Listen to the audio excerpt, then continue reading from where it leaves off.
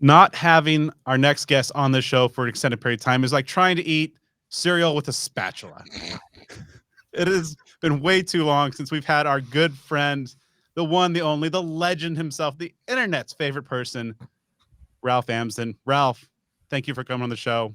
Welcome back. How are you tonight?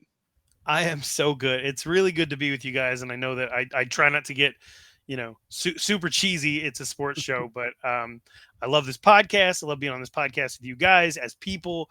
Absolutely love you, and what you guys have built has made it has made being an ASU fan like that much more fun and special. And I'm hoping for good days ahead because I can only imagine after the last few years what this will all be like when it finally takes shape and Kenny Dillingham's vision takes hold. Hoping for nothing but good things, but I know that you guys are going to be around regardless, and I'm just happy to be here. Well, we're happy to have you back, and we'll be definitely getting you back in the rotation a lot because there is, as you mentioned, a lot to talk about. And let's start off on perhaps on a little bittersweet note. Obviously, the conference realignment is taking its toll. The Pac-12 is kind of circling the drain at this point, or just the Pac-4, trying to figure out what they're going to do. But when you look back on the era that we've covered, the Pac-10, the Pac-12, what are you going to miss most about the conference champions? I think that I liked having the schools in the Northwest in particular as part of the conference. I think that was something that I really felt like the Pac-12 spanned cultures, flavors, terrain. It has so many great American cities and metropolitan areas that just give this conference a little bit of something that not a lot of other conferences have. And I will miss ruining Washington's year, ruining Oregon's year. Um, what it was some of the most fun I've ever had at any ASU sporting event is seeing number 3 Oregon come into to DFA and get knocked out by Robbie Ryan and the Sun Devil ladies. The Jaden Daniels to Brandon Ayuk. The mystery pass to CJ French Love that ruined Washington season. What happened with Michael Penix being the only person that was affected by Arizona State's pass rush last year. These types of things I'm really, really going to miss. But the truth is, I do have a lot of respect for those schools, Oregon State, Washington, and Washington State. I will miss them most because I don't feel like they wanted this. When USC and UCLA bounced, I was like, all right, bye. I don't care. Rose Bowl's kind of overrated. Like, not the actual Rose Bowl, but going to a game that's 30% full, and we're not out in the 70-degree weather having a beer and a hot dog. We're in the press box. That sucks. So, and the Coliseum was always under construction, and USC is a bunch of elitist bums anyway. So I'm heartbroken to see the Pac-12 break up, but for the people that don't want to be here, they can go. I know that for the most part there were 9 schools that wanted for the most part to stick together, and I think that's really who I'm sad for. So a lot of the blame for the demise of the Pac-12 rightfully placed on the shoulders of former Commissioner Larry Scott. For those who may not know what sort of things he did and didn't do to create that mess, how would you summarize his time in office, and what were some of the greatest mistakes that he made or things that he should have done and didn't do that paved the way for this chaos that we're experiencing right now? Well, he was really right place, right time. And he parlayed that into another job where he was right place, right time. He's not. I want to be really clear that Larry Scott's not like some invalid. Like he knew how to do what was required of him in his position to enough of an extent where he could get these extensions of grace from these Pac-12 presidents, or even have them defend him. I think some people, when they talk about Larry Scott, they're just like, we hired an idiot and then we gaslit everybody for 12 years that he wasn't an idiot. That's not what happened at all. He was part of women's tennis their revenue quintupled. And it's easy to look back and say, well, like, of course it did. Venus and Serena, of course it did. Right. But at the time, you know, look at any coach's resume, any coach. You go on to the team website, you click on the coach, it's going to give you a bio, right? If that coach was a GA at Alabama and Alabama had the #1 recruiting class, it's going to say that this coach helped secure the #1 recruiting class at Alabama. It's not going to include that coach's responsibility was bringing cones to and from practice and driving a golf cart. Like, that's not what's going to be on there. They're going to take credit in order to get a foothold to achieve their future goals, right? So Larry Scott's resume didn't accurately reflect his level of responsibility for bringing women's tennis to the forefront, but he's not going to not take credit for it, right? So then he parlays that into the Pac-12 job, and they sign a media deal that, ASU president Michael Crow used to repeatedly defend Larry Scott down the line. And what Michael Crow would say was, we used to have a little, now we have a lot.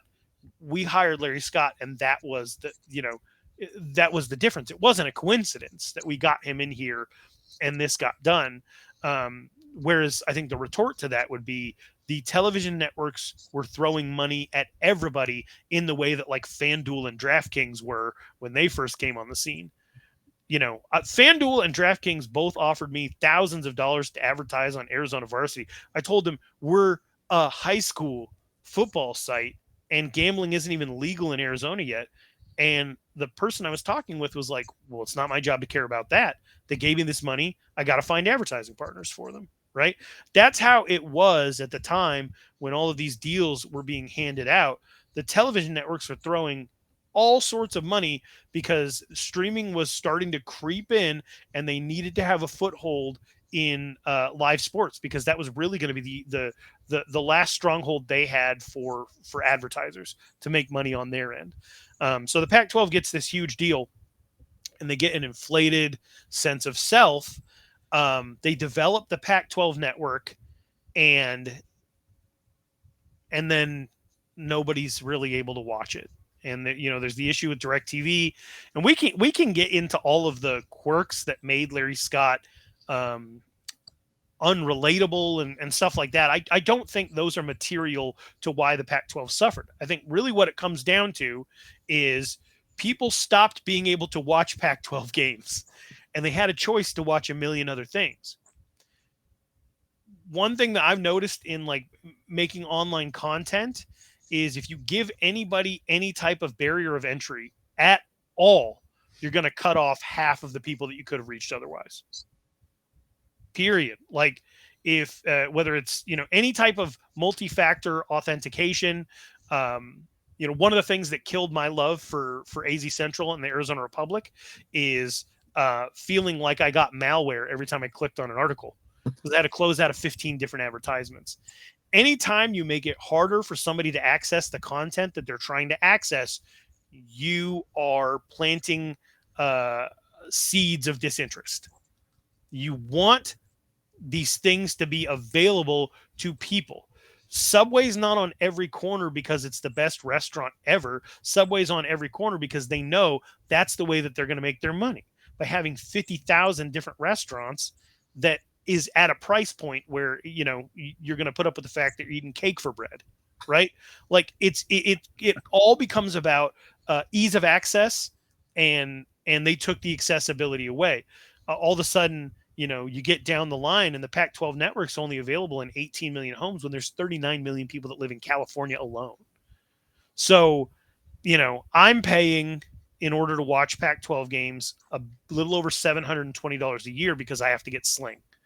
Now I already pay $80 a month for YouTube TV with the HBO Max add-on or whatever. And so I'm paying $140 for that. I know my kids have Disney Plus.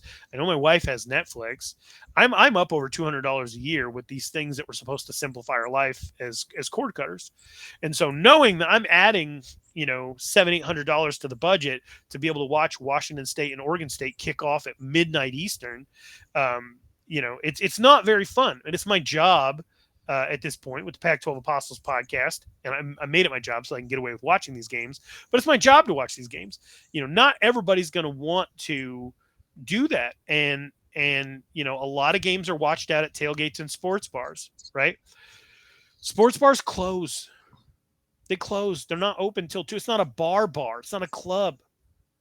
You're not going to go to Buffalo Wild Wings and hang out there until 2:30 in the morning so that you can watch Michael Penix see if he's going to throw for 400 yards. You're not going to do that. It has to be done in your home, and access to the Pac-12 network has not been available in homes. So over time, you have waning interest. Everybody says the fan decline is because like people have more choice and more things to do. No, man, people got worn down. They got worn down over time. That the schools were bowing to the god of television, appeasing the god of television. The kickoff times. I know I've harped on this, but I was able to once I had a bunch of kids running around. I can't pass my Sun Devil fandom down to my children because I can't take them to a game that kicks off at 8:30. Their bedtime is 9:30. Like, I personally can't take 4 kids who are sleeping out of a stadium. I'm not physically capable of it. So, there were all of these things that were done so that ASU football would be on in an empty airport in Sarasota, Florida, and they could count that as one of the homes they're available in. That is nothing for the Pac-12. That adds nothing to fan interest. And I think those things ultimately devalued the conference. Michael Crow, Larry Scott, George Kliavkoff, they will tell you that this is a time of great turmoil in television and streaming, and that this grand plan they had for 2024 to come along, and the fact that they owned it all. We own 100% of this thing that nobody watches. Therefore, we're going to be uniquely positioned to sell it off to the highest bidder when the time comes. And we know that time's going to come because at one point we had the highest media deal of anybody. So this inflated sense of self, this inflated sense of importance, and this idea that the gravy train was always going to run. Not true, right? SEC is available on CBS. That's the channel that most of our grandparents, when they turn the TV on, it's just on. So you got homes all over America. You wake up on a Saturday morning, you turn it on, and like, oh, look, it's Auburn, Alabama, and the Chiron at the bottom, the score thing is burned into the screen because they never changed the channel anyway. They were super available, and that's part of what elevated the conference over time.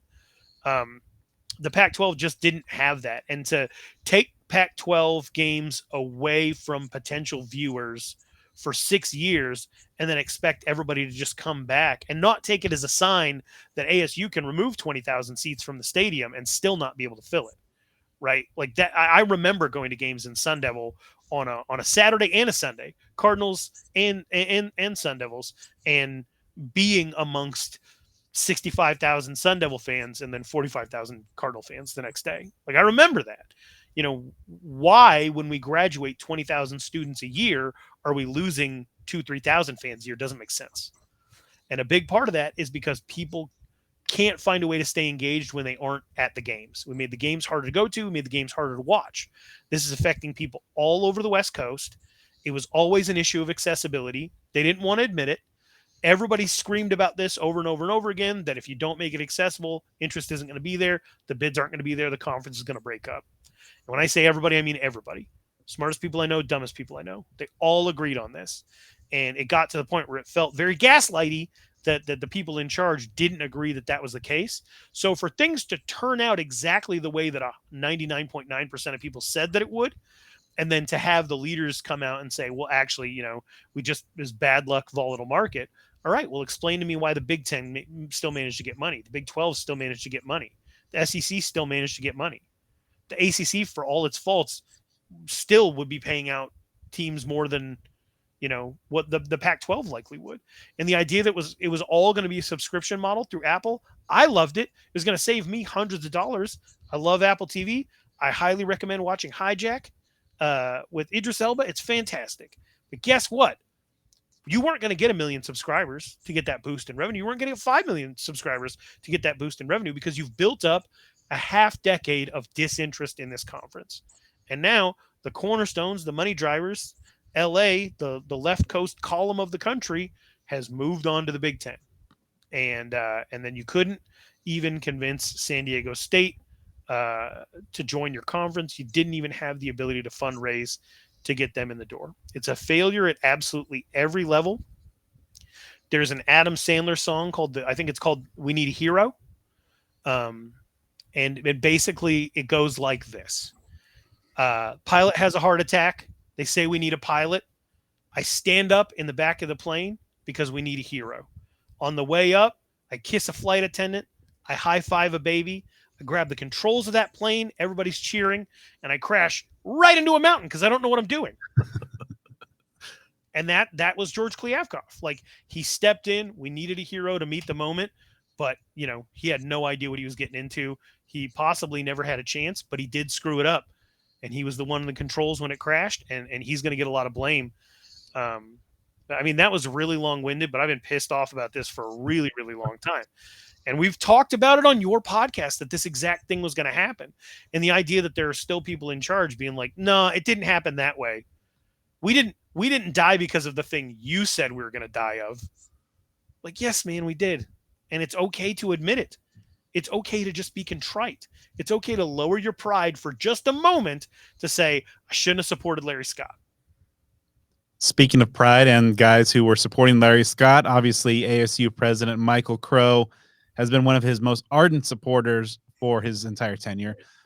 He had some thoughts, and as you no doubt heard, and as our listeners will hear on this episode, their thoughts when he and Ray Anderson addressed the media on Saturday's practice. How much of this blame are you putting on the plate of Michael Crow? All of it. All of it. Is that responsible? Is it correct? I don't care. He doesn't care. I don't care. He won't admit any culpability. So from me, he can have it all. He can have 100% of the culpability for ardently defending Larry Scott for years, for talking to Jeff Metcalf and the Arizona Republic and saying, in 4 years, P.S., this is an interview from 4.5 years ago. In 4 years ago, everybody's going to look at the Pac-12 and say, how did they pass us? Instead, it's everybody's going to look at the Pac-12 and be like, how did they pass away? Right? That's where we're at. So if he's not going to take any responsibility, which is incredibly inappropriate in my opinion, I'm going to give him all of it. And whether or not that's appropriate, whatever, it's tit for tat at this point.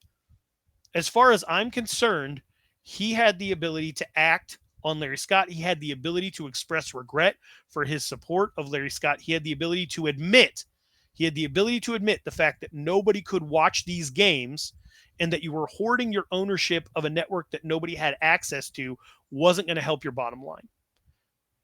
He had the ability to admit that part of his dissatisfaction from moving to the Big 12 is he goes from being one of the most powerful men on the West Coast when it comes to this conference and this coalition of colleges to just another guy in the Big 12 that nobody likes because of how they perceive he didn't want to be part of the conference that he was a college athlete in. Right? Like, he's not going to take any ownership whatsoever. Then I'm going to give him 100% of ownership. And hopefully we can meet in the middle. Hopefully one day he could just be like, yeah, the conference is dead and I had a lot of power and it's very possible that some of it had to do with me and my decisions. But as it stands right now, he's like, man, who could have saw this coming? And it's been 5 years of literally everyone I know. Private conversations, public conversations, my podcast, other podcasts of people saying, wow, this is a terribly mismanaged conference that nobody has access to, that is really falling behind in the ratings, and the potential money is not going to be there for them. And the presidents, as they turn over, are becoming dissatisfied. And they don't agree with Michael Crow's view that because we used to have a little and now we have a lot, we have to give all of the credit to the person that was in charge when that happened. Okay. Sometimes things just happen that people get credit for that they shouldn't get credit for. Christopher Columbus was looking for India. He crashed a whole ship going the wrong way. And we have a holiday in his name. That's fine. But he wasn't looking for this, and he did crash a ship. I'm not even going to get into the other stuff, but we gave him a holiday. That's fine. That's fine. Okay, you want to give Larry Scott credit because he landed us a really big media deal 12 years ago, and then had 12 consistent years of folly, alienating his own employees, wasting money on rent. Did you know that the Pac-12 paid more money in rent than their building ultimately sold for? They were paying $8 million a year in rent for like 10 years for a building that sold for like 70 million. It's absurd. Larry Scott was making $5 million a year, 10x what Greg Sankey was making in the SEC, and they were just cool with it. Michael Crow was asked about it, and he's like, look, San Francisco's expensive. Where else are we going to house the conference? LA, that's expensive too. This is completely unavoidable. And one of the first things George Kliavkoff does when he gets in, he's like, this was completely avoidable. And so right there, you have a difference of opinion. Could Michael Crow come out and say like, oh, well, I guess maybe we weren't right about that, and maybe it wasn't a good idea to waste this amount of money and resources. Maybe it wasn't a good idea to have all of these employees have to live in San Francisco to work for the Pac-12 network, employees that were making some incredible employees, stuff that nobody ever really got to see, definitely not enough of an audience for the effort that they put in. And then because they weren't meeting metrics, they had to lay a lot of these people off. And it doesn't feel good to get laid off. It definitely doesn't feel good to get laid off in the most expensive city in America. And all of that is because of Larry Scott's leadership. When everyone thought that the direct TV deal was coming, and Larry Scott scheduled an announcement, and it was an all hands on deck, everybody tune in online thing, he gave a speech about how the Pac-12 presidents gave him a contract extension. He did the Ron Burgundy, hey, everybody come see how good I look. And it was very embarrassing at the time. His answers at Pac-12 Media Day, he was never prepared. It was always word salad. He really, really struggled. The officiating struggled. I know you guys will admit to that it wasn't where it could have been. The television product wasn't all that great. They were consistently hiring consulting firms to help improve the image of the Pac-12 network. To who? Nobody even knows who you are. You're trying to have a better image to whom? They're hiring the same firm that represented Michigan State after Larry Nassar. For what? What could the Pac-12 have put out PR-wise or messaging-wise to make either of you or anybody be like, oh, I've been wrong the whole time. This conference is actually pretty great. And they were spending $500,000, $1 million on all these different consultants for all of these different reasons. And a lot of the time it worked out that, oh my gosh, Larry Scott knew the guy and went to college with the guy that runs the PR firm. And it was an embarrassment from start to finish. I would have loved for Michael Crow to take some culpability in that, hey, I backed the wrong horse. I can appreciate somebody who's like, man, I'm loyal. I'm loyal as hell. Even to the wrong person. Because you can always spin that. You'd be like, and that's the loyalty I have to this school and to you. At least if you're going to lie, be a better liar. And that's kind of how I feel about it. Own up to it a little bit. Say hey, I was really passionate about what we had going on. I was caught up in it. I believed him. But he was the only person to give him well wishes when he was ultimately fired. And then, he's out giving an interview with you guys saying that we were the stalwarts trying to save the Pac-12. It was just us. That's cool. If I accidentally ran over my dog, right, and had to amputate 4 of its legs, it can't go anywhere, can't walk, it's miserable, and I'm doing everything I can. I'm paying all its medical bills. I'm just keeping it alive and keeping it miserable. I'm going to take credit. I'm the only one out here taking care of this dog that I ran over. It's just me. Why isn't anybody praising me for this? I'll tell you why, man. You ran the dog over. And that's kind of where I'm at, man. And I hope that he doesn't listen to podcasts. Never fallen short on the analogies, Ralph Amsden. So another responsible party, George Kliavkoff, you've referred to him, a couple times here. Of course, the Pac-12 commissioner, and quite possibly the final Pac-12 commissioner there ever will be. How much of this is him just being so far behind the 8 ball because of the situation he inherited from Larry Scott? How much of it is his doing? When George Kliavkoff came into this conference, it was such a breath of fresh air. It could have been me. and people would have been happy. And that would have been a terrible idea. Like, it could have been anyone, right? As long as it wasn't Larry Scott. But he came in here. He had experience in television. He had experience in event planning. He had experience in deal making. He wasn't aloof. He wasn't elitist. He didn't bring a New York accent into a, into a meeting of West Coast schools and just spit academic word salad at them. He was kind of down in the dirt. He went out. I think he hung out with the media members at one point, had a beer with them, answered questions. Everything seemed to be going really great. He had this vision for the conference. He was like, I'm going to get it figured out. I loved his confidence. I kind of, fell into the trap of that. I think a lot of people really did, that optimism. And then USC and UCLA announced that they were leaving. And one of the things that hurt most about that is UCLA hires an athletic director from Boston College. He comes in with no allegiance to the Pac-12 whatsoever, says, this won't do. This won't do. We're Jordan Brand. We're UCLA. We're the school of Kareem, John Wooden. Like, we had Cade McNown, for the love of God. Like, we're bigger than this. We don't deserve to take second to anybody. And, that's someone with no loyalty to the conference whatsoever.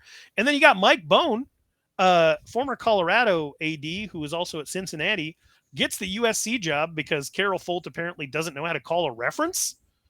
Like, doesn't know how to just check in. Like, you're giving somebody the job of shepherding USC athletics, like the crown jewel, they would tell you, of Earth, but certainly of the Pac-12. You're giving him that job, and you won't even call Cincinnati to be like, hey, was he cool?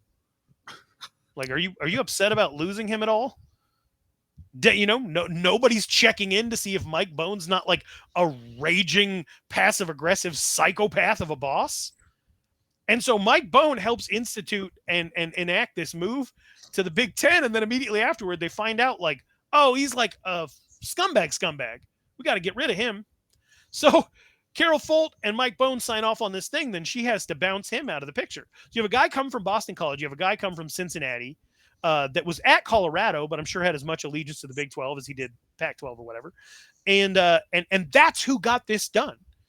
New blood who was able to come in and not really be under the spell of what was going on, of this, like, if you just stick with the plan, everything's going to be fine. And in a way, I admire USC and UCLA for bringing in that new blood that understood that the Pac-12 wasn't putting together a viable plan or product. And on the other hand, like, screw those guys. You ruined my conference, you jerks. So, George Kliavkoff was blindsided. He was blindsided by that move. He immediately changed everything. He went into lockdown mode. He stopped posting on social media. This is after, by the way, I can say this now, I guess. This is after he went through and he cleaned up his social media, because I don't know if you know this about George Kliavkoff. He's a University of Virginia alum who was just a sports fan before he was the commissioner. So he has some pretty wild ass tweets from back in the day that I didn't retweet just because I wanted the conference to have a chance to succeed. But he definitely would have had to explain a couple of things. And he went through, he cleaned up his social media. He's got this whole image that he's curating. And then USC and UCLA leave, and he just shuts up. That man hasn't tweeted in a year. Like, Ray Anderson quit Twitter, and he still has 2 more tweets in the last 13 months than George Kliavkoff does. So, like, he just shut down. And then it became this whole thing of, like, a deal is coming. And it wasn't, because the Big 12 beat us to it. And because here's the deal. Had at any point he put that deal on the table in front of these schools, they would have bounced. So when Colorado decided to leave, you couldn't keep delaying. You couldn't keep feeding information to John Canzano being like, oh, it's on the way. It's on the way. It's on the way. Like, no, it isn't. It never was. Not the deal you're looking for anyway. So if at any point he says, here are my cards, then everybody at the table is going to get up and leave. Colorado forced that meeting. And once he presented the only option that they had, there was no linear streaming options. Oregon and Washington, who have been in contact with the Big Ten this whole time, know that even at like a 2/3 share, they're going to make more money than they would have if they had gone to the Big 12 or stayed in the Pac-12. So, the writing's on the wall for them. If you believe Jason Scheer, Arizona was in negotiations this whole time. If you believe Michael Crow, and I tend to believe Michael Crow believes this, Arizona was never going anywhere without ASU. And I don't think Michael Crow is mistaken about the level of influence and power that he has in the state of Arizona, not only over Arizona State, not only over the Pac-12, but of the little brother, sister, cousin school in Tucson. And I kept tweeting over and over again, like, the only way through this, the only way to get ASU to the Big 12 and not make this really messy is Robert Robbins, the president of U of A, has to come to Michael Crow and he has to say, I don't think we can do this, Mike. I'm not a leader like you. I don't think we can just make this jump on our own. I tell you what, though, if you win, I'd follow. I'd follow you anywhere, Mike. You're a real leader. Happy Gilmore, and I saw that, like the Happy Gilmore scene where he's like, "I'm dumb, you're a genius." Yes. And Chubbs, like just trying to get him on board. And once Colorado bounced, I knew it was over. And so I was like, well, ASU's got to make this move to the Big 12. I even got myself to the point where I was excited about it. All the new experiences, the fact that the Big 12 fans are absolutely crazy for not just football, but all sports, that the culture would instantly increase, the visibility would instantly increase. And it's like, man, how often is your life raft a yacht? Never. It's never a yacht. And to know that Michael Crow like kept looking back at the at the wreckage and saying like we can fix this boat. It was pretty wild. Up until like the last moment, and then to have people kind of being revisionist and being like, oh yeah, man, he almost did it. He almost pulled it off. If it wasn't for that pesky Oregon and Washington canceling 10 minutes before the meeting, as if these type of things don't take months of negotiation and conversation. Do you think Oregon and Washington as universities decided that morning? Do you think they flipped a coin? This has been going on a long time. To claim that you didn't know paints you as ignorant. Don't admit that. Come out and say, like, I knew that Oregon and Washington had one foot out the door, but I came in with the intent of saving the conference and changing their mind. I was Mr. Smith going to Washington. I was the lead juror in 12 Angry Men. That's what I was going to do. And no, he was just like, oh, they kind of didn't expect them to change their mind. And so I guess I'm the hero here. And yeah, I'm not going to Morgantown, but whatever. Let's go Big 12. And yeah, so I mean, if you're assigning percentage of responsibility to people, then it's definitely going to be probably 50% a combination of Larry Scott and the early presidents. Not seeing the writing on the wall back in 2018 when they're giving interviews saying it's not a big deal that no one can watch because we own our stuff. But no one's watching. So, that's a big issue. And then I would say over the last year, I would say it's 25% the writing on the wall, and 25% George Kliavkoff. So, I think that adds up to 100. I don't even know, but I was an English major at Arizona State. But I think that ultimately, if you're looking for somebody to blame, people want to blame Greg Sankey for taking Texas and Oklahoma and starting these dominoes. But if it's anybody's fault, and Brad, you pointed this out online, it's probably Richard Williams for teaching his daughters tennis. I was just memeing from your Wednesday night Twitter space. So you inspired. So I just had to. If Venus and Serena Williams never play tennis, Larry Scott is never a commissioner of the Pac-12. So we got some interesting like butterfly effect. We need to get Ashton Kutcher out here to get a sequel to that. The butterfly effect, but it's tennis and Pac-12 football. The collapse of the Conference of Champions. So 4 teams exist in this Pac type of conference, and there's obviously already talk of a few of them maybe making moves. What do you see happening for Stanford, Cal, Oregon State, and Washington State? Well, sometimes I worry that Cal's going to have to drop football completely.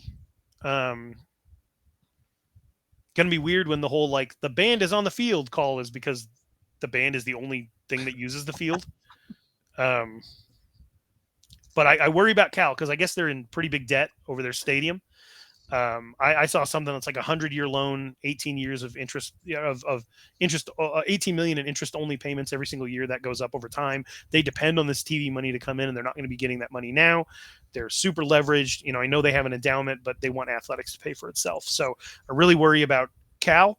The ACC might throw them a life raft, and I know that that's strange, but conference names mean nothing anymore. They just don't. And I love that everybody told the same joke on Twitter. I laughed every single time. I think I might have told it as well. That, when people think Atlantic Ocean, they think Berkeley. Stanford is in a situation where there's a lot of people at Stanford that don't feel like there's a justification to pay for athletics, because for a lot of people, athletics is a front porch of the university. Well, Stanford is going to have a trillion applicants every year, regardless of whether or not they have a rowing team. It's Stanford. Like, I walked onto Stanford's campus and I was like, how the hell is this even allowed? Like, how? This is the most incredible place in America. It is gorgeous, and their acceptance rate is really low, and the education's really great, and it's a beautiful place to live. And if you get to play sports, they're awesome. It's the school that gave us, Tiger Woods and John Elway and, a lot of greats, and Christian McCaffrey, I guess.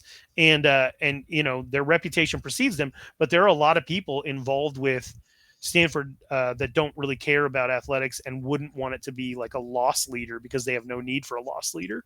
So unless people at Stanford agree that, like, hey, we need to be part of a conference that we're not really aligned with, or, we need to go independent and find our own TV deal like Notre Dame, I think that they're in danger of probably losing some athletics as well. And I think that's really sad, because those two schools have a lot of tradition.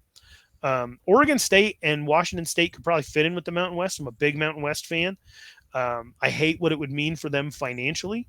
What's that, Tiger King? I'm never going to financially recover from this. Like, it would mean really big trouble.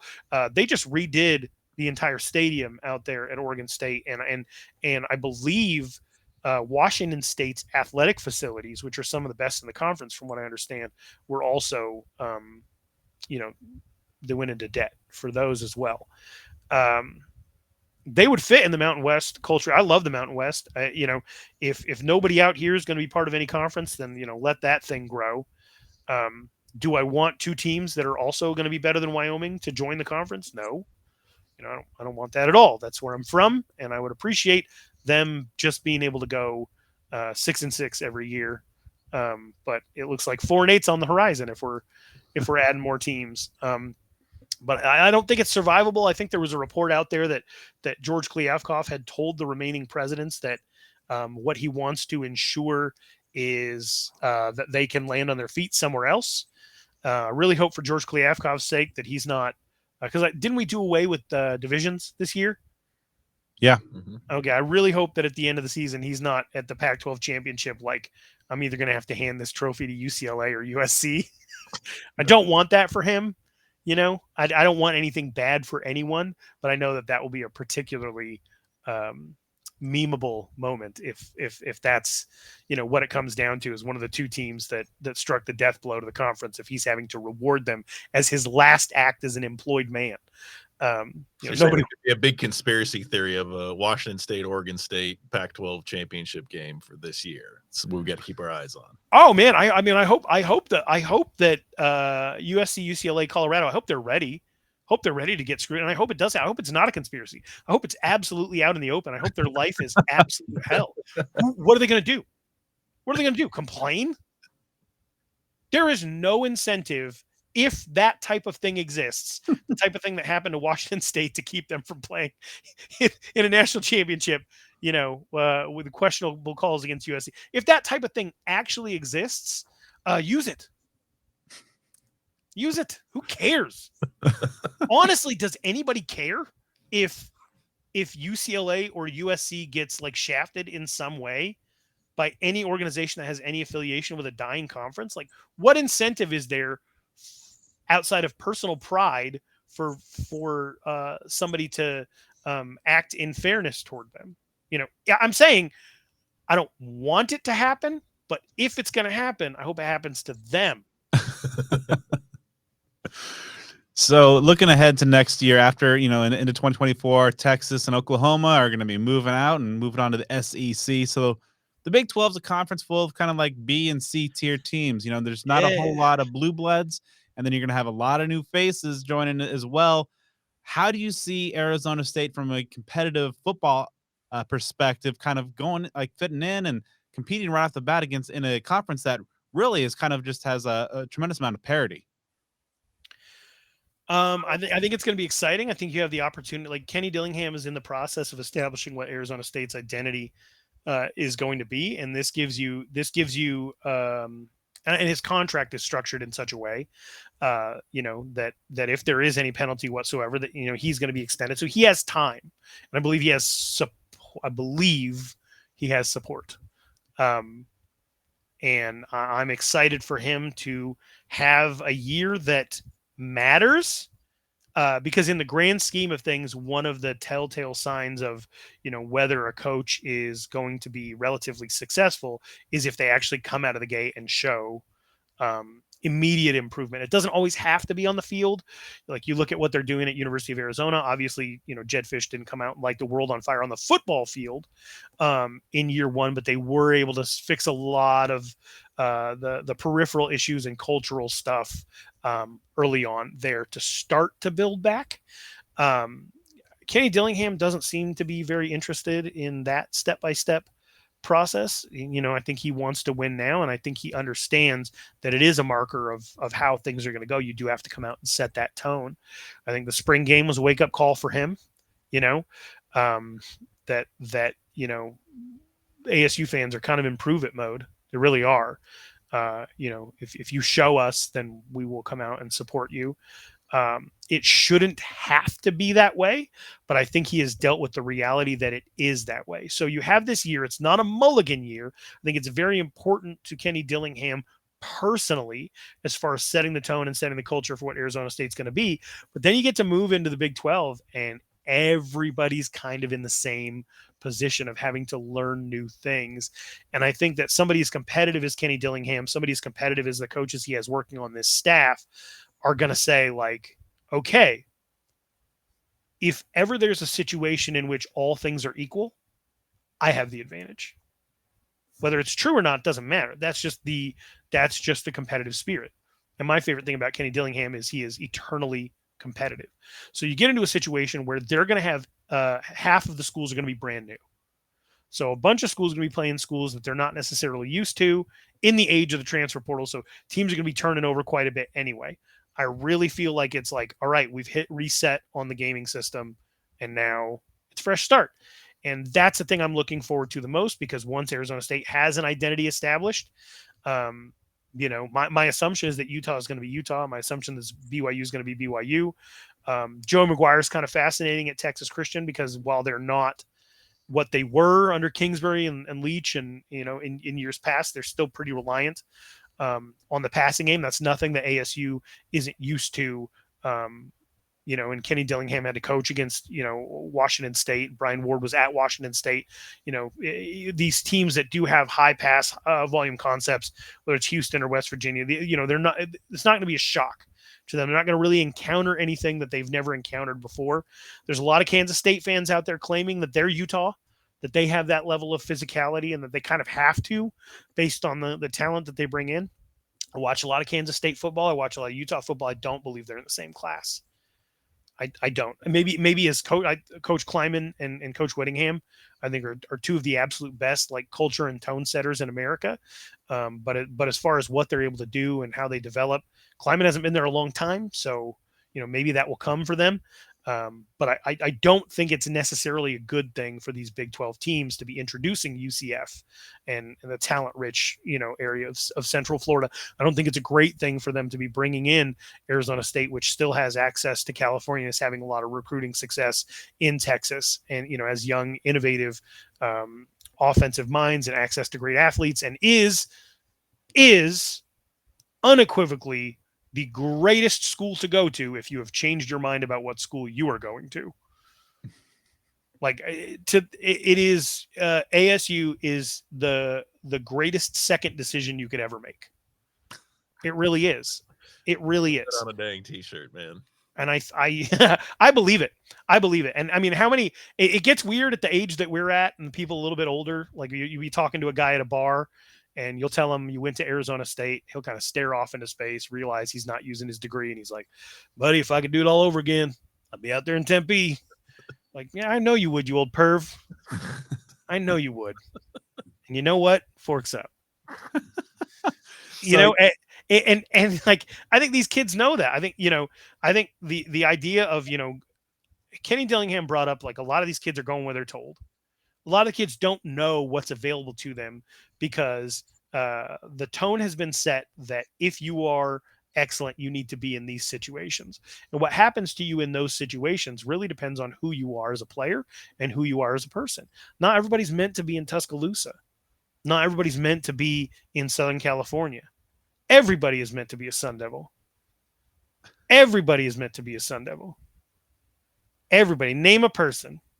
Sun Devil at heart. I believe it. So obviously you mentioned that there's a lot to look forward to in this move to the Big 12, but looking at kind of the recruiting tactics for ASU, one thing that Kenny Dillingham said after a recent practice was that the recent focus on Texas was kind of done with an eye towards a potential move to the Big 12. And now that it's become official and that's come to fruition, how do you see how ASU's recruiting strategy is going to be impacted by this move to the Big 12 and kind of, more Texas focused? I'm going to call Kenny Dillingham out right here. That's bank shot logic. That's bank shot. Like, you got to call bank. you got to say it beforehand for me to believe you. Like, I think you just had some kick-ass recruiters with some awesome links to Texas. They are the type of players that you want to bring into your program, and it's working out that way. It's a really cool thing to say afterward. And maybe he was considering it as a possibility, but I don't think it was a motivation to get these kids. I think these are the kids that are available to them right now. The kids that they're very excited about. They have some really plugged-in assistants in Texas. I am overjoyed at the level of irony of, like, man, we got to get this coach in here because otherwise we're never going to be able to recruit California again. to have the pendulum swing back to be like, you know what, if California comes, it comes. But we're making our mark in Texas. Like, I love that. I absolutely love that. And so I think Kenny Dillingham is right and wise to phrase it that way and say it that way. Because it creates that level of intention for maybe some of the kids they're looking at in Texas. Like, man, we had our eyes on you. We're coming to you. We're coming to you. This is where we've always wanted to be, is to have a recruiting footprint right here in the state of Texas. Joe, I know you love Texas. I know you've been hanging out in Texas recently. Oh, yeah. Have you been hanging out in Texas because of having an eye on the Big 12? You know it. Absolutely. That was a plan all along. Right. You should have called bank, but it went in. Like, that's kind of where I'm at with that. But I think that they're going to have a lot of success knowing that there's 4 schools there that spans the state. They're not going to really hit West Texas that hard, but having Baylor and TCU and Houston there is huge. Think about some of the players that ASU has had, out of those areas, right? Like, that's, so to not only have the schools that are there that would give you a reason to recruit there, but to also have the players that you can point to, right? And who would be back in those areas. Like, and what is it? Like, Texas has the most former Sun Devils, like 16,000 Sun Devil graduates living in Texas or something like that. I saw a graphic come out. And like, it's going to be huge for the fans out there. It's something I'm really, really excited about. I wish there was still a link back to California, but I don't think Hode said this on your live show. I don't think it's going to matter as far as California recruiting goes. Because there are parts of California that are such a cultural fit. Like, the Inland Empire is the Valley. They're the same thing. They really are. Like, the Inland Empire and the East and West Valley, it's all like one thing. So, like, if you like where you're at, but you don't want to be close to where you're at, come to Tempe. There's only going to be a few schools that they can play at in California, especially if Cal loses their football team. Not that I'm rooting for that, but like, come to Arizona State. We're just right down the road. So I don't think they're going to lose a recruiting footprint in California, but I think they have every reason to be excited about being in Texas twice a year if they can pull that off. And even if they can schedule a non-con against any other number of 50,000 colleges that they have in Texas. Play Sam Houston State for all I care. Just they're going to Texas State. They got Texas State on the ledger already. Yeah. San Marcos is on the schedule tomorrow or next year. Are you gonna go? You gonna go to San Marcos? Yeah, gotta. All right. I'm interested to hear. Yeah, I think I've mentioned on the show a bunch of times over the years, like just being like the remnant from the I think it was scheduled back in 2016. Like, oh, it's just a matter of time before that game gets canceled or whatever that series. Yeah, but looking pretty prescient right now. Yeah, I don't know. I'm very excited. I'm actually like super stoked about the Big 12. Super stoked. I live on the East Coast now, obviously, so three of these schools are driving distance for me. Certainly because I used to, when I covered ASU, I drove to every game that was within 12, 14 hours. You know, in the time that it would take me to get from Tempe to Salt Lake, I could be in Orlando, I could be in Cincinnati, or I could be in Morgantown, which I've heard is wonderful, by the way.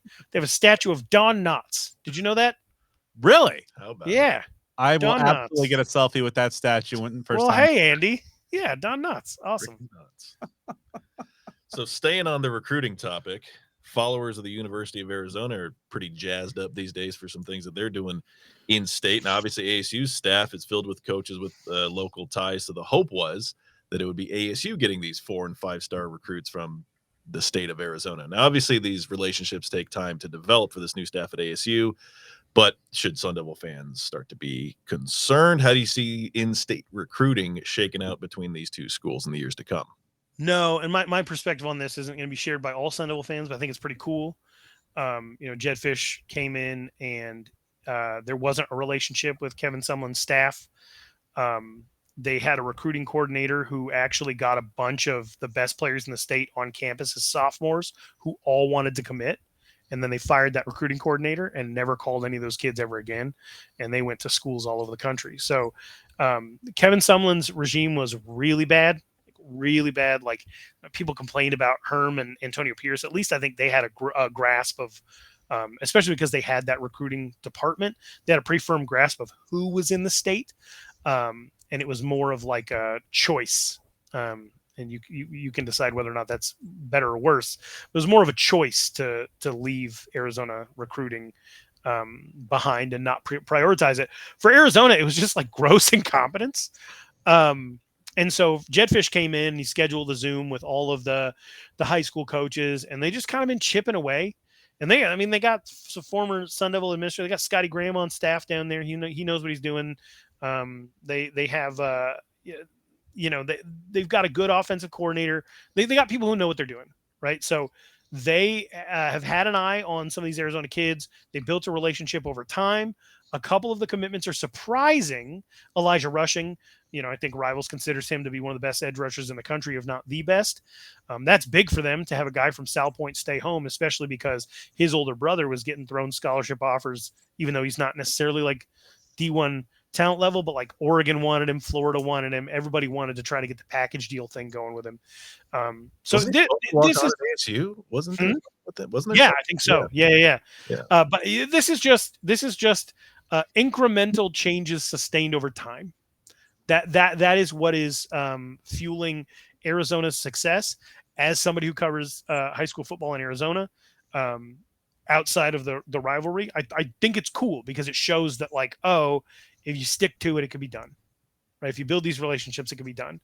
Kenny Dillingham's going to be more plugged in to what's going on locally than any coach in Arizona State history ever has been. Part of that is because of Charlie Ragle. Part of it is who he is and his age and how he understands things. And another part of it is because, and this is going to sound arrogant, but I have been covering high school sports in the state of Arizona. I think this is going to be year 13. No one affiliated with Arizona State has ever checked in with us about anyone. Ever. That's different now. And it's not because of us. I'm saying that like they're doing due diligence regardless of whether it's us or not. So there's a lot of communication there about like, hey, who are some of the incoming freshmen in high school that could be good 3 years from now?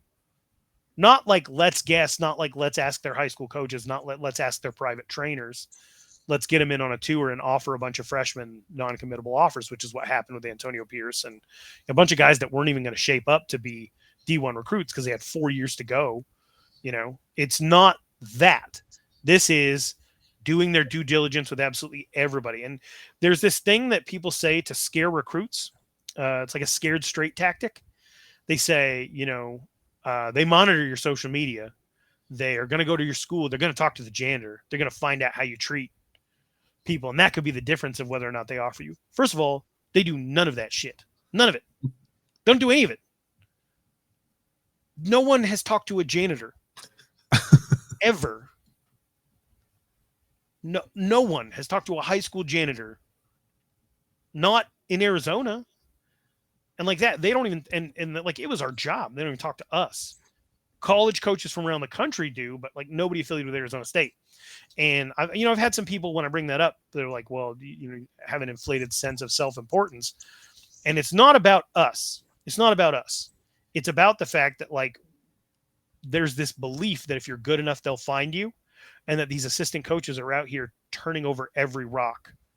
Not only for the kids that to find out if they're going to get the right kids, but if they do have the right kids, that they're going to make sure that their character is flawless before they bring them in. No. Like there's been situations in the past where like players that ASU is recruiting are absolutely wilding out on social media in a way where like position coaches have been like, well, do I talk to the kid about this or do I talk to their mom? I don't really know what to do. Do I pass it off to the head coach? How good is he? Is he 4-star? Let's let it go and let's hope it calms down, you know? And I have one player in particular in mind that went on to have an awesome career at ASU, but like had been dropped by maybe 12 other schools very quietly because of just being a kid on social media. Nothing even illegal, just being a kid on social media, like making some questionable decisions. And so just knowing that like they don't go, and I know, you know, I don't think recruits are tuned into this for recruiting advice, but the truth of the matter is you got to get your life right for you, because you really don't have all these guardrails and bumpers that they tell you that you do. You don't have them. These coaches are stretched so thin. They have to make sure that their position group is fully educated, fully trained up, fully hydrated, fully rested, fully fed, like, and they know the game plan, and they're not fighting with their teammates, and they're not out smoking weed, and they're not doing all this stuff. And then you got to be on them on game day. And then you also got to be recruiting, and you got to constantly prove your worth as a recruiter, because it doesn't matter how good of an educator you are on the football field. If you're not getting good players, then they will find somebody else at your price point who is younger and hungrier to come do the same stuff that you do. Like, there's so much pressure on these position coaches to be everywhere and be everything. And one thing they're not doing is talking to janitors. They're not doing that. So I say all that to say this. If anybody's going to talk to a janitor, it's going to be Kenny Dillingham. And I believe that to be true from my experiences, from the people I work with at Arizona Varsity's experiences with him, from some of the quotes that he's given recently to the media about the number of kids that he's in contact with, the ones that he messages. He's on it. And he, I mean, he's really, really waist deep in this recruiting thing. He's involved in a way that Herm Edwards never was and never could be. Didn't have the energy for, created an entire recruiting department to make up for his deficiencies in that area. One of the things that was pitched to us as Arizona State fans is you want Herm Edwards on your staff, because imagine Herm Edwards in your living room. Is a mom and a dad going to say no to Herm Edwards?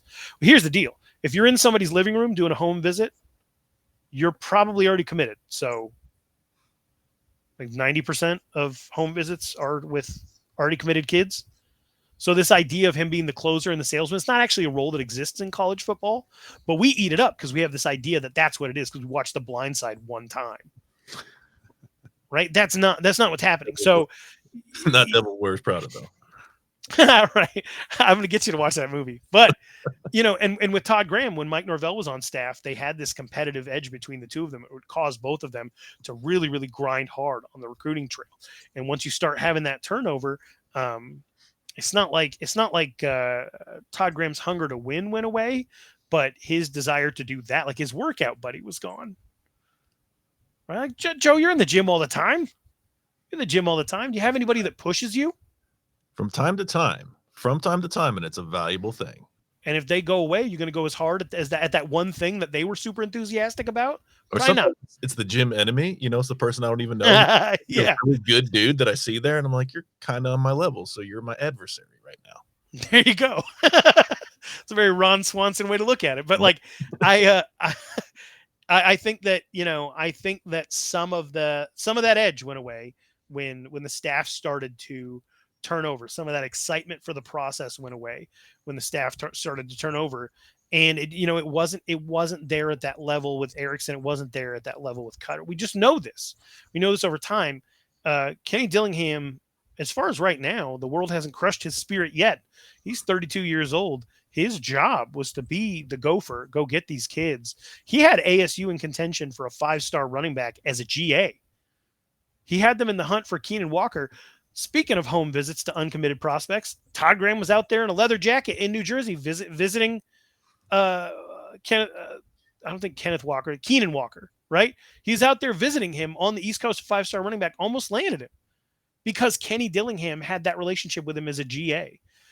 He went to Memphis and recruited hard. He went to Florida State, not only recruited hard, but won over some of the players. He has an incredible relationship with Jordan Travis. To this day, he roots him on. He goes to Oregon, salvages Bo Nix's career.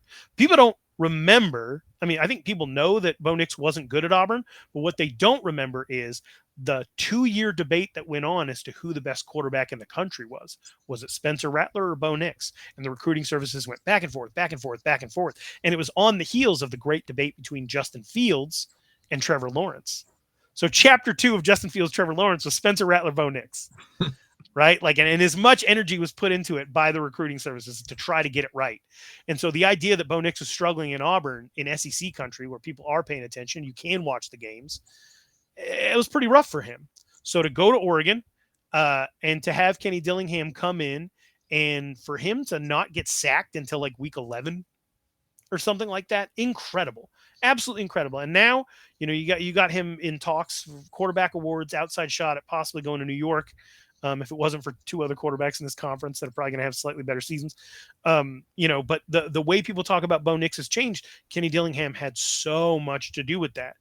And the goal for Kenny Dillingham is going to be, can you be one of those 5 coaches in America that the best quarterbacks are willing to commit to as late sophomores? Can you be one of those coaches? So right now, Lincoln Riley is one of them. Steve Sarkisian is one of them. Nick Saban is one of them, but it's less to do with Nick Saban and more to do with the recent results, right? Like, there are a few coaches out there that the best quarterbacks in the country want to go play for. And Kenny Dillingham is on the cusp of being able to take advantage of the one thing that he said he was against, which is like, the media is going to tell you where you can go if you're good. And as much as you don't want that to be the case and you want kids to make the best decision for them, sure doesn't hurt to be one of those teams. And Kenny Dillingham has Arizona State, I believe. And Kalen DeBoer is another one. With what he's done with Michael Penix, that's just going to make quarterbacks want to flock to play in Seattle. And, I don't know. I'm very, very excited.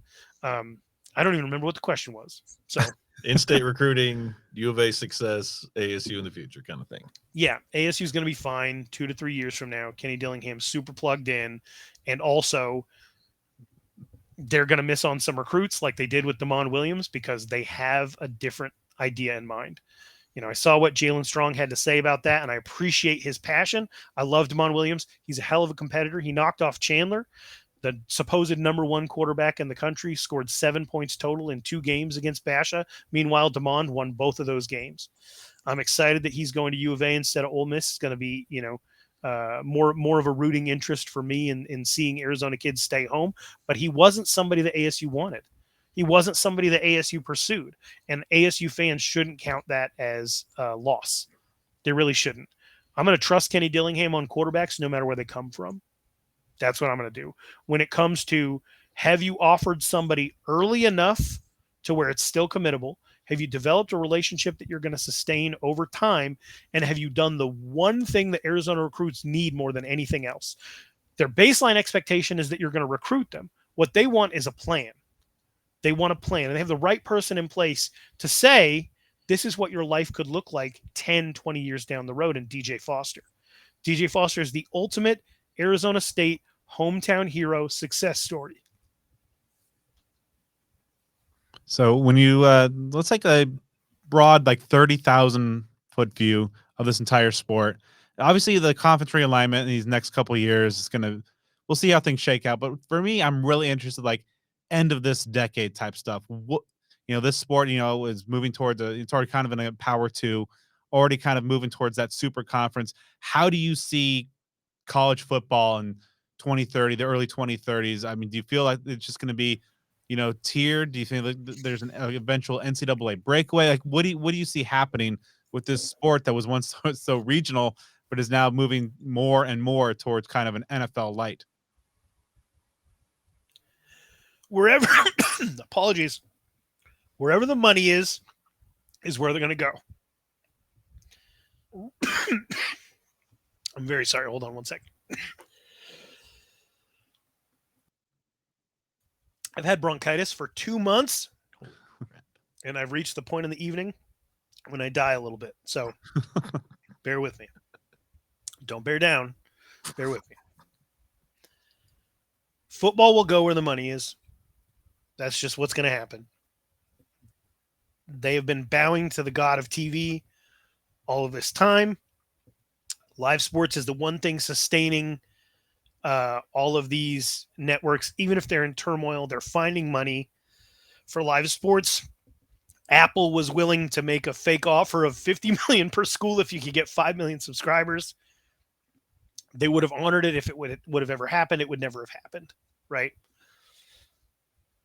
That's not going away. The money's not going away. So whatever the TV networks want college football to be is what it will be. Because the concern of administrators at colleges is twofold. Everybody in America thinks that if you're not growing, you're dying.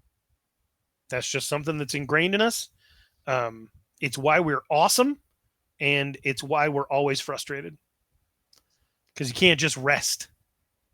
You got to grind, right? So college football will expand or die. It will not sit still. It won't not change. So get ready for that.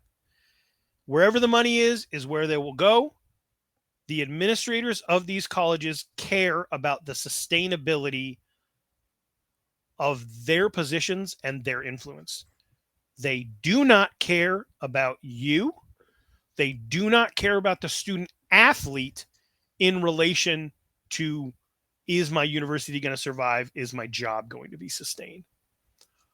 Can I put that we grew on a resume? Can I put that we did something to justify my existence in this position on a resume?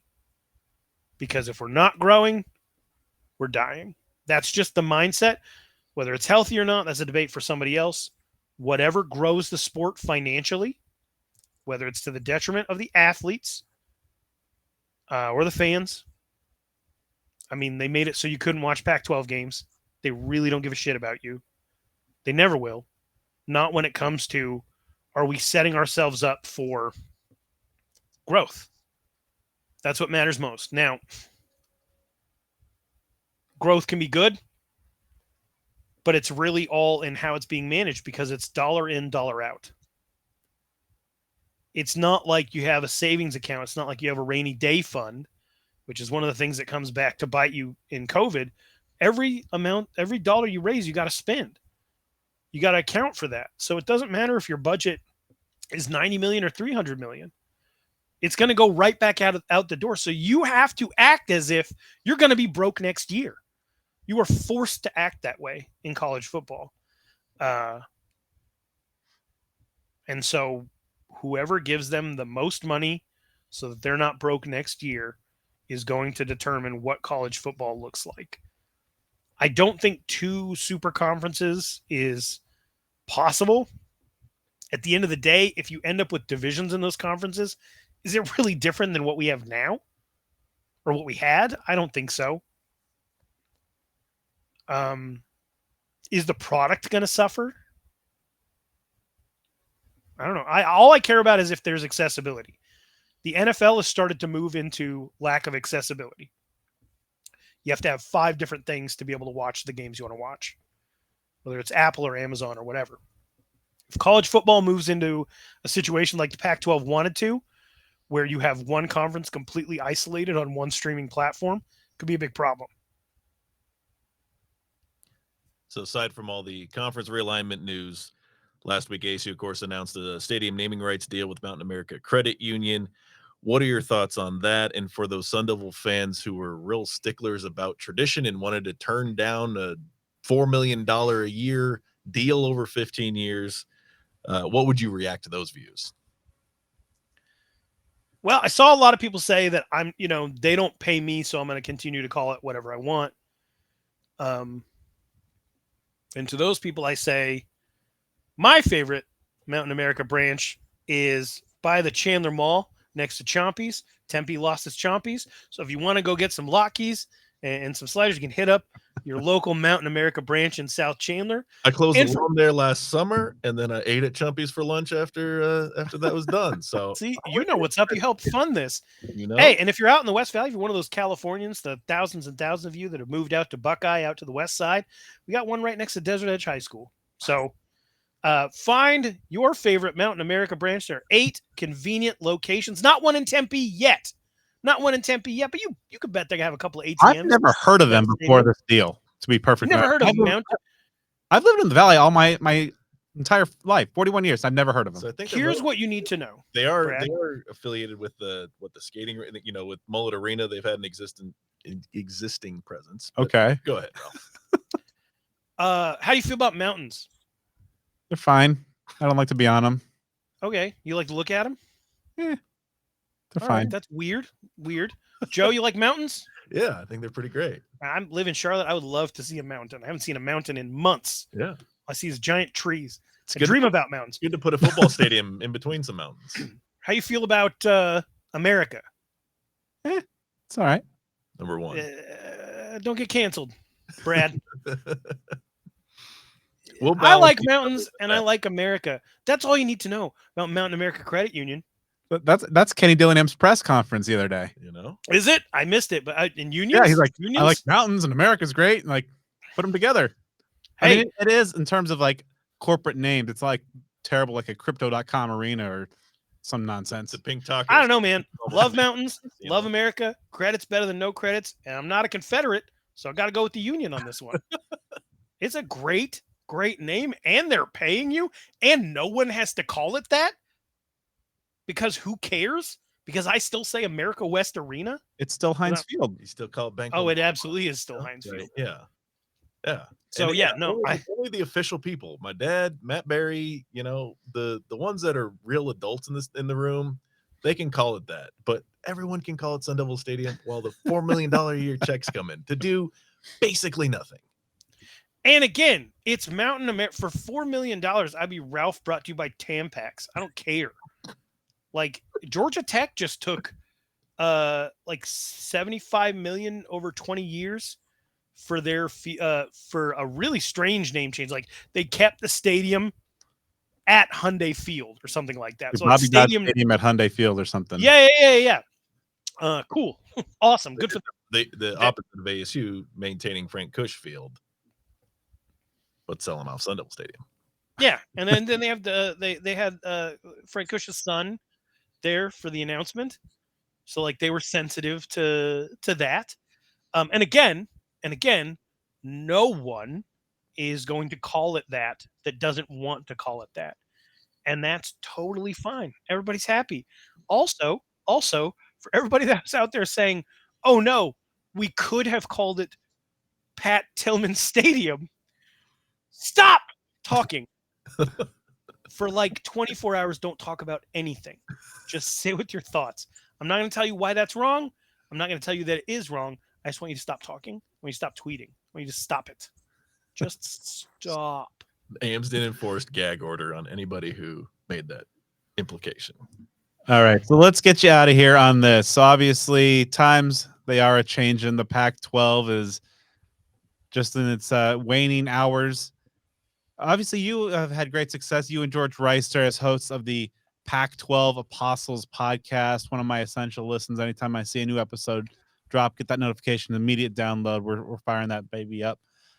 What's next for you and covering the conference, or what's happened with Arizona State? And obviously the Big 12's got a lot of religious schools, so there's the Apostle angle there, and it's got 12 names, even though you got you got Baylor, TCU. That's yeah. a good There's I don't know. So anyway, what's the Pac-12 Apostle workflow like for you and George, and the future like following this season when the Pac-12 is simply no more? Well, it's not the best joke we've ever made. I'm not sure it was a joke, but we were talking about the fact that this is the last season of Pac-12 Apostles. The writing is on the wall. We knew that was going to be the case anyway. But it very much, when Colorado announced that they were leaving, it felt like we're still the Apostles. We're just the Apostles on a Saturday. Like Jesus is not here anymore. Hope comes back, but right now I don't know what to do. We've been following this guy for 3 years. Like literally, our podcast followed Pac-12 for 3 years. I'm like, well, I don't know what we do next. We still don't know what we do next. We know it's going to be fine. We know that Oregon has a home. He's Oregon alum. We know where Arizona State's going. I love college football. I don't love the idea of having to keep track of 130 teams. The Big 12 is 16. That's a lot. I don't know how many are in the Big 10. More than 10, I'm assuming. That's, to only do those two conferences and not pay attention to anybody else seems daunting. So all we know for now is this the last season of Pac-12 Apostles. It's shaping up to be a really fun football season outside of all of the distractions. The quarterbacks are absolutely incredible. Out-of-conference matchups seem really, really cool. And then when you throw in the dynamic of the conference dying, like ASU going to the Rose Bowl for the last time, I told Trent Borgay, I was like, Rose Bowl last time this year. And he's like, well, hopefully twice. And I'm like, I like that. I like that attitude. But, everything is an interesting storyline. I think we're just going to focus on this year. I love doing the Pac-12 Apostles, but it just isn't going to exist anymore. So I don't really know what is next. I'll just be sitting here twiddling my thumbs, hoping to get on Speak of the Devils. Is probably, and you guys know you can fly me out, right? Yeah, we could. Fundamentally, yes, that information does exist in our brains. Yeah. Like for the next live show. Huh? We'll get you out for the next live show. It's free. It's free to fly me out. You know that. What? Yeah. It costs zero money to fly somebody to Tempe. That's information that is valuable. All you have to do is tell the credit card company that it's a fraudulent charge. There it is. Ties it back. Okay. To the Jaden's mom. I love you guys. Thanks for having me on. As always, give him a follow. Walk off. That was just like a walk off of all walk offs. Give him a follow at Ralph Amsden on everything. Ralph, yeah, we'll definitely have you on very soon to talk about the swan song for the Conference of Champions. Thanks, guys.